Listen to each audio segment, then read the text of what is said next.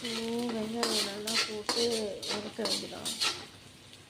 அடுத்து நம்ம பூண்டு போட்டுக்குவோம். ஆக்சுவலாக பூண்டு ரொம்ப டேஸ்ட்டு கொடுக்கும், நம்ம உடம்புக்கும் நம்ம நல்லது.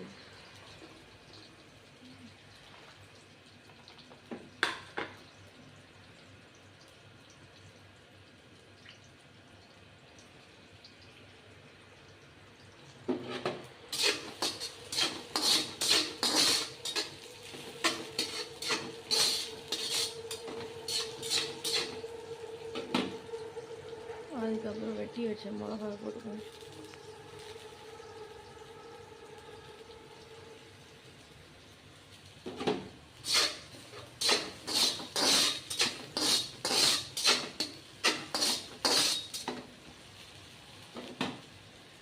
அதுக்கப்புறம் நம்ம எடுத்து வச்ச